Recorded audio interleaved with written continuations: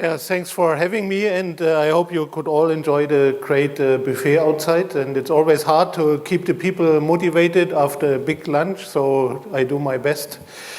Yeah, Matthias, my name. A little bit some personal stuff before we go into business. I'm closely to 30 years in the business right now. I come from Frankfurt in Germany, so came yesterday across Paris and then took the train to London. It's a great experience. If you did not do that yet, please do it.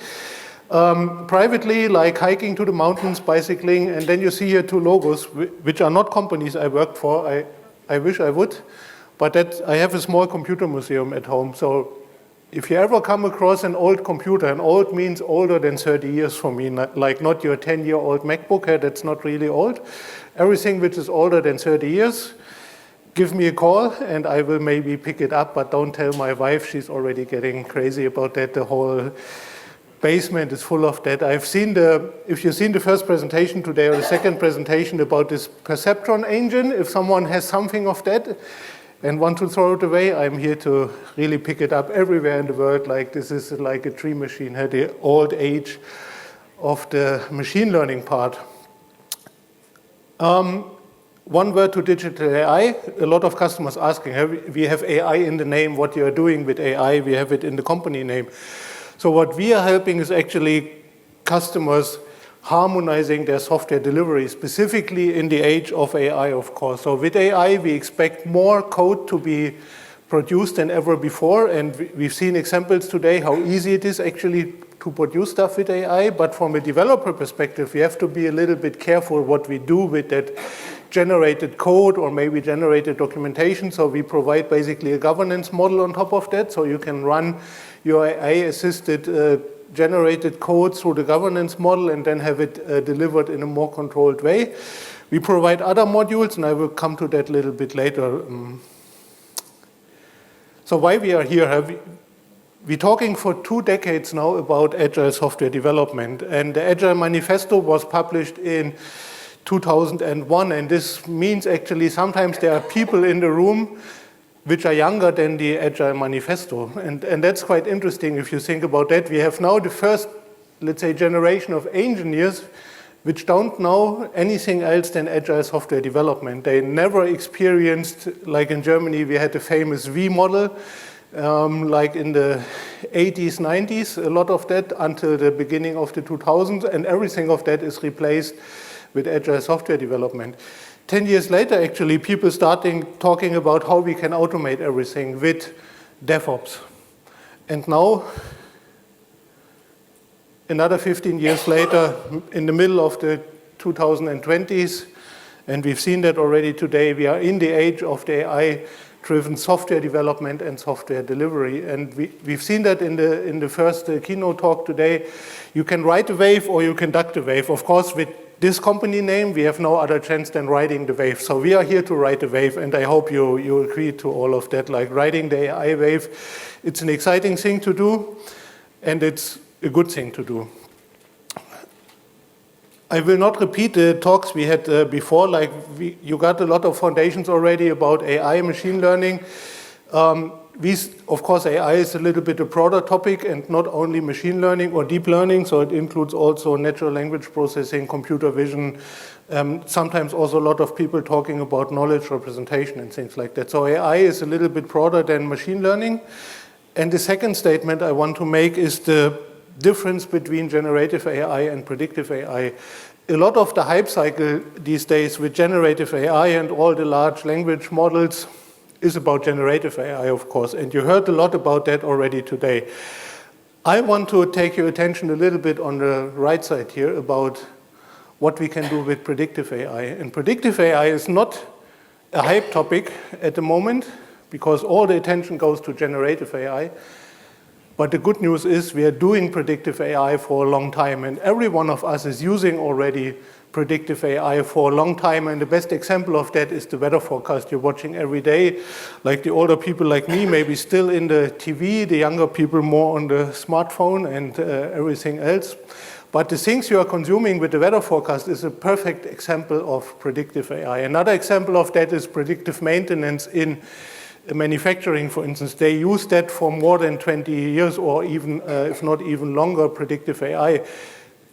What we didn't see so far is the usage of predictive AI actually in the domain of the IT itself. So IT built great models for other industries, but we forgot somehow that we could actually use predictive AI for our own usage in the software industry itself. And that's a little bit, I want to talk about a little bit how we can use that predictive AI, but also diving into some other productivity metrics we can use in the age of AI and AI-assisted software development and software delivery.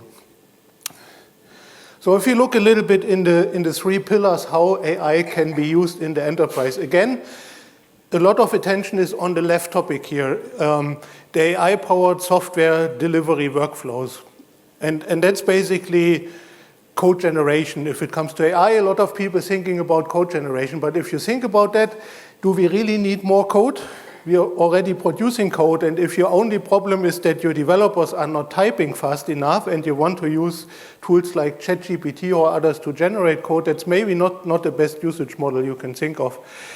We see a lot of people thinking about how we can use AI in those software delivery workflows in other ways. And one way of thinking is like how we can use it for documentation. Maybe documentation generation, but also documentation understanding. Something what we think we could use AI for is also in the use of, let's say, helping the people in the support desk sitting there and getting crazy questions from customers, how you can make their life easier. So what we did with our support database, we put all the knowledge we had in the support database with history in there about around 15 years for each of the products we are having. And if you feed an AI model with that information, you get quite a good understanding in the AI model what's going on in your different products. And it helps a little bit, for instance, to, let's say, make the life of the first level support a little bit easier. And that's one way of where AI in the software workflow can help as well. Another example is we have a test component in the portfolio where you can test mobile apps and websites. And we use generative AI there for self-healing test scripts, for instance. So the idea is you develop your app, the test script runs perfectly on the app user interface or on the web, and then the marketing comes and says, or the UX experts come and they say, we need to change the flow of the pages and we need to reorganize all the user elements you have. And then, of course, what will happen? Your test script will fail because it does not find the elements on the user interface anymore. So we developed a technology which is using AI to detect what was happening on the user interface and then automatically adjusting your test scripts, for instance. Just another example. The second point, I think it's much more of relevance here because it's about orchestration and govern the AI-based software. So we as Digital AI, we mostly deal with customers in highly regulated industries like financial industries, banks, insurance companies, healthcare, airplane makers, military complex, if you want, and government institutions. And if they use AI, of course, they have a different kind of responsibility for their code, which is going then from developer who used AI to generate code to put that generated code into production. So how you can build an automated governance model on top of that, which makes sure that this generated code is following all the regulatory aspects you have in the different industries. So this is where we also help.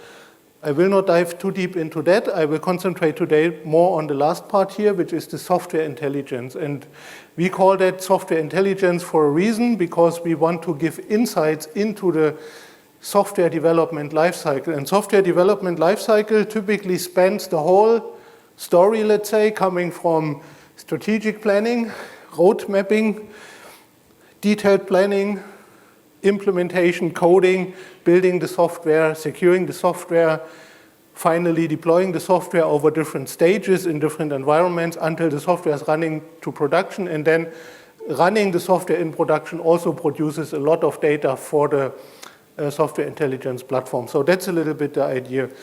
And of course, the reason for that is to enable better support from the IT service to the business function. So the idea is not to do it like self-sufficient way of thing. The idea is really to better support the business at the end of the day. So we need a feedback loop basically to the business systems, and we need things like the business value to get into that whole life cycle and have an end-to-end feedback loop from the development organization also back to the business organization. And this is what software intelligence is all about.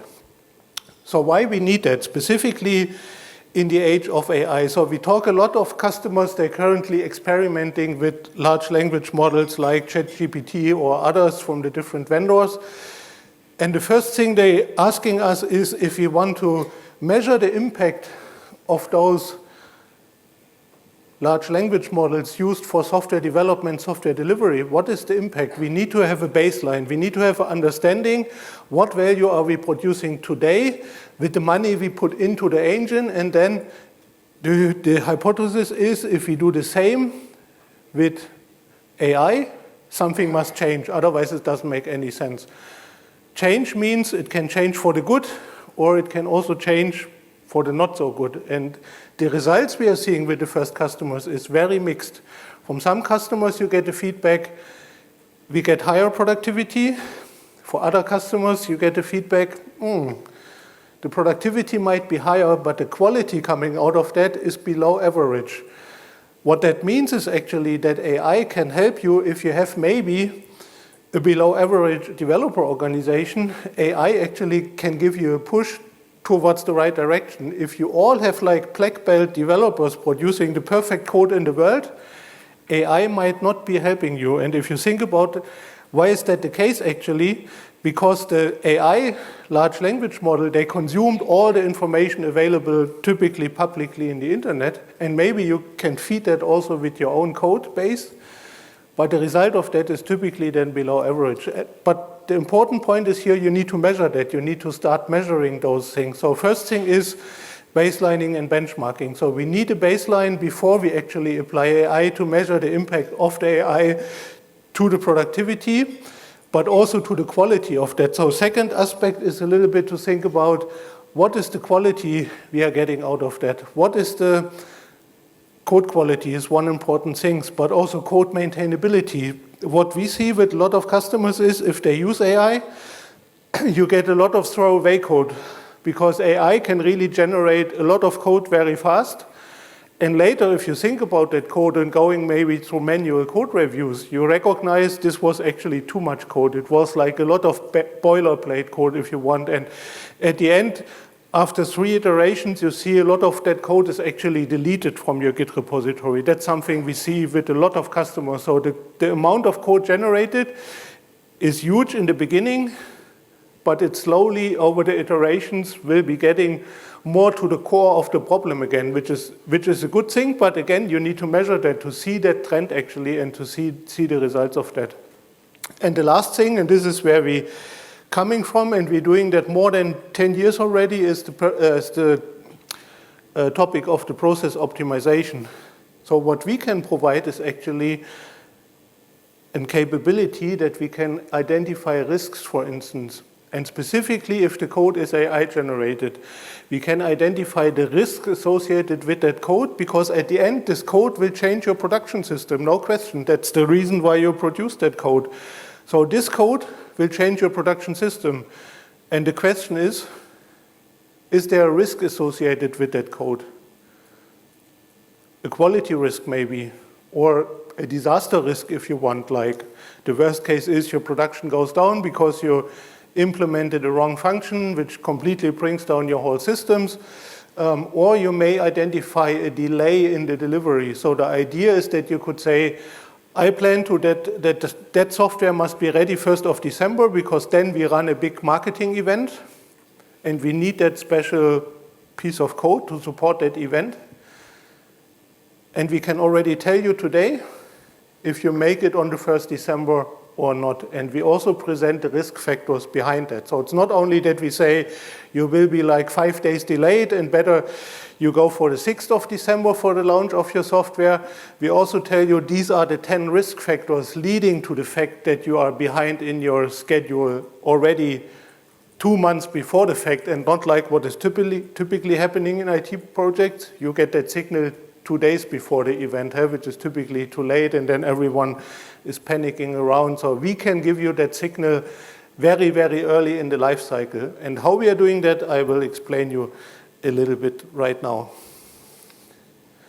We call that the software engineering intelligence platform. And the idea is that we have to recognize that every enterprise today is a software enterprise. And if you are a software enterprise, you're using a lot of tools. You can go to our booth. We have the famous periodic table of DevOps tools there, which is very well known in the industry. And if I come to a lot of customers, they printed it out, have it on the wall. We take a little bit, the idea, of course, not invented by us. It's from the chemical guys who put an order in the chemical, let's say, elements. And we did the same with the DevOps tooling. So we put an order around the chaos you have on your table, if you want, with all the DevOps tools you're having. What does that mean? We have a lot of tools, and we have to respect that there are a lot of tools, and the tool landscape is constantly changing. The problem is, all those tools, they keep their data isolated, and that's a big problem. You have a database with Jira data, as an example, could be other ticketing tools. You have a Git repository data or different Git repository data. I see customers, they have hundreds of installation of continuous integration servers running, and each of those continuous integration servers, again, has its own database and say, that's my data, I don't give you that data. Next thing in the pipeline is test execution systems and test management systems. Again, that's my data. I don't give it to you. I see that as my private data. It's my data silo. And then it goes on from there, release orchestration, deployment, automation tools, until the software is running in production. Again, you have IT service management silos and observability tools. And all those tools, they have great databases behind them. So what we need to do is we need to unify those data and bring it into a data lake. That's the idea. And once we've done that, we can do very interesting things with that. We can do correlation of data. We can do aggregation of data. And if we have enough data, historical data, we can actually start seeing patterns in that data, patterns of behavior at the end of the day. Because if you think about the data, yes, is produced by tools, but let's say the root of the data is in the way how the people are working with those tools. So you can detect behavioral patterns in the data. And by doing that, you can use the historical data, apply some machine learning, process mining, natural language processing, and some other AI methods on that data. And then you can really start using that data to predict the future. So we use your historical data, map the historical data to your current way of working in the software delivery pipeline, and then we can predict, always with the likelihood, of course, like it's a little bit like the weather forecast, and we also call that the weather forecast for your software delivery. So you can use that and predict actually what will happen if you bring that software to production.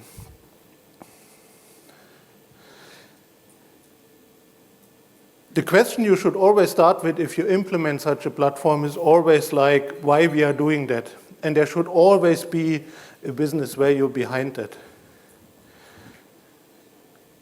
So it should drive business value. And that's again connected. Remember the feedback loop and remember what I said in the beginning. Everything must be done for a reason. There must be a deeper business reason behind that, why you want to do that. The second thing which could be a driver for that is to improve the development process hygiene. So you want to eliminate bottlenecks in your software development process. You want to eliminate delays. Cost of delay, not a lot of people thinking actually about what is the cost of delay in our software development organization. We can measure that delay and we can measure the impact of that delay. Software quality is always there. For a lot of customers, they would actually say, speed is more important than quality, and that's also my biggest criticism actually to the really smart guys from the DORA initiative, which just published their DORA report a few days ago again. DORA is all about speed. Now they recognized we need a fifth DORA metric, which is a little bit going in the, let's say, stability area, which is of course related to quality, but at the end, a lot of things happening because of bad quality. So we cannot ignore that there's a problem with with quality. And of course, the final goal is for a lot of customers increasing the speed to production and then also improving the developer experience. What we learned a little bit in the last years is that we build too much complex systems, actually. So we need to go back maybe to more simplicity and to more power into the systems. And that's core also for the developer experience. So what we need to provide is basically a curated set of elements which are working like guardrails for your software development teams and enable them to put their way of business thinking in a safe space, if you want. And this is what developer experience is all about. And of course, stability. We cannot ignore stability. As I said, we are mostly in regulated industries, banking, healthcare, where actually production stability is not an option. So it's mandatory to keep the production stability. And we need to reduce really the risk on the production side of the systems. And how we do that? By forecasting the risk and again, presenting the risk factors to the teams and enable the teams to do that kind of things. So if you combine all that together, and I've selected here a human being to say that's a picture for the software engineering, but think of it like I did a health check at the doctor a few weeks back. So I'm now in the age where my wife is like really pushing me to say, yeah, you have to go there and do a health check and we need to see if everything is in order. What they did is actually they gave me a paper of like 100 checks they did with, I did not all understand that and I did not make the mistake actually to Google what all the stuff means. But out of the 100, let's say, metrics they checked on me, most of them are green, so I'm happy about that. Some of them are yellow, and 2 of them are like red. So I need to work on a few things like not taking too much conference food, not drinking too much beer in the evening sessions and things like that. But the same is happening with your software engineering organization. You might have a lot of actually green metrics coming out of the system, but maybe there are some yellows and some reds.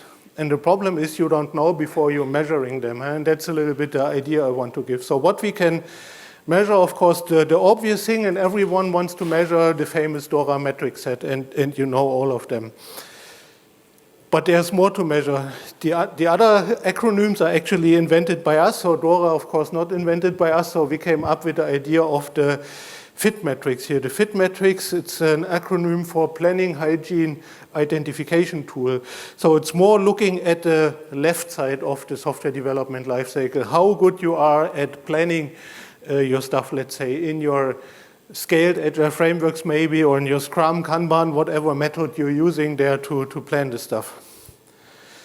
Then we identified an important set of metrics because we're coming from that DevOps space. It's the integrated deployment and release metric set where we can, for instance, measure, and that's quite interesting, the ratio between a normal release rate you have, so how much releases you publish per time, let's say, and we have customers, they're doing 700,000 releases per year, which is quite a lot, into production. But then if you look at those customers and see what is actually the emergency rate of those 700,000, you will be a little bit surprised. And why is that? Because the developers recognized if I flag a release as an emergency release, I can bypass actually a lot of my compliance rules in the company because an emergency release by definition must go very fast to production and skipping a lot of the code checks maybe, a lot of the testing cycles I have and all the nasty things I don't need and I don't want, so I just flag my release as an emergency release. So what's happening, a lot of normal releases will be flagged as an emergency release, and that's an interesting finding we had by looking at the data set from a lot of customers.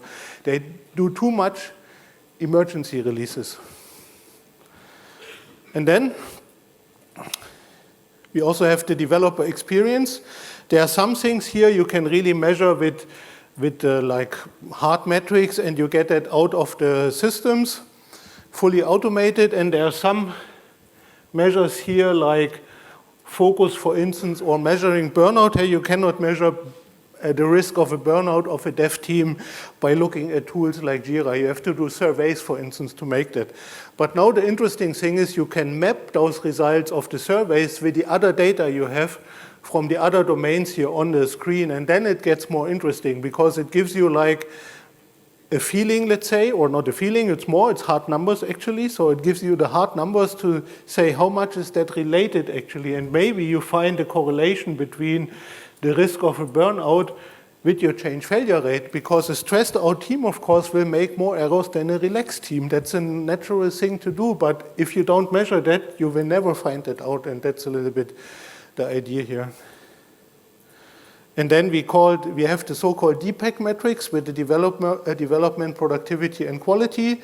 Again, you find some DORA metrics here, like the cycle time, but also the backlog health, the predictability. So this is about, again, connected the planning with the delivery, how good I am in predicting my release time for a specific functionality, but also things like the defect density can be measured here with that approach.